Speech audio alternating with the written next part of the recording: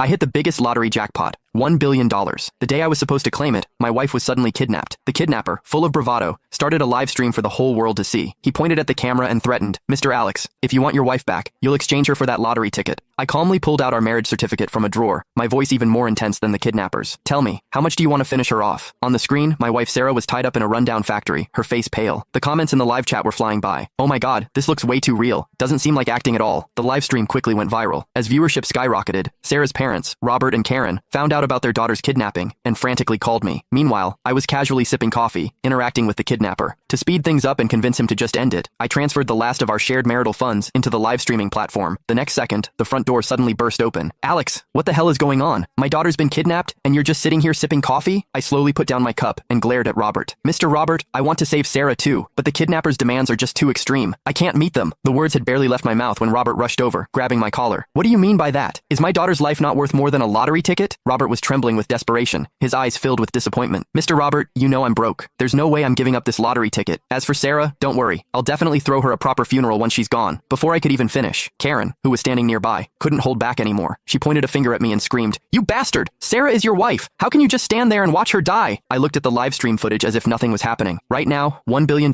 is definitely more important to me than your daughter's life. Just then, in the live stream, Sarah yelled my name at the screen. "Alex, I'm pregnant. If you don't want 2 lives lost, hand over that lottery ticket now." At her words, the comments exploded again. "What? They're kidnapping a pregnant woman? That's absolutely sick. Ugh, this poor woman. It's been so long, and her husband still hasn't done anything." Exactly. Money can be earned back, but if you lose your life, you really lose everything. As the live stream comments kept flooding in, the kidnapper grew visibly excited. He held up his phone with one hand, while the other grabbed Sarah's hair and forced her to the ground. A heart-wrenching scream for help immediately echoed through the video. "Honey, save me!" Sarah struggled to lift her head, her gaze fixed on the screen, tears still glistening in her eyes. The live stream audience was horrified by the scene, frantically pulling out their phones to call the police. Karen, seeing her daughter's miserable state on screen, stumbled and nearly fainted beside me. "Alex, did you hear that? My daughter is pregnant." I quirked an eyebrow. "So what if it's a kid? Once I claim my prize, countless women across the country will be lining up to have my babies." After a few more screams, the kidnapper's eyes were blazing red as he stared at the screen. "Mr. Alex, I'm giving you 1 hour to decide. Money or your wife and child." Mid-sentence, he suddenly grinned. "Oh, and I should warn you, I'm not a very patient man. Every 10 minutes, I'll chop off one of your wife's fingers until she bleeds to death." I sighed softly at my phone screen. "Don't bother with the fingers. Just go straight for the head. There's no way I'm giving you that lottery ticket. Forget about it." I turned to Robert and Karen. "I don't think you two need to worry too much. The police might have already located the kidnapper by now. Even though the live stream's IP address showed it was outside the country, the police might still find him." But Robert slammed his hand on the table. "Alex, everything you have now, you owe to our family. What right do you have not to save my daughter?" He wasn't wrong. The Roberts weren't super rich, but they were far better off than me, a guy who came from humble beginnings. Even my current job was thanks to Robert's connections.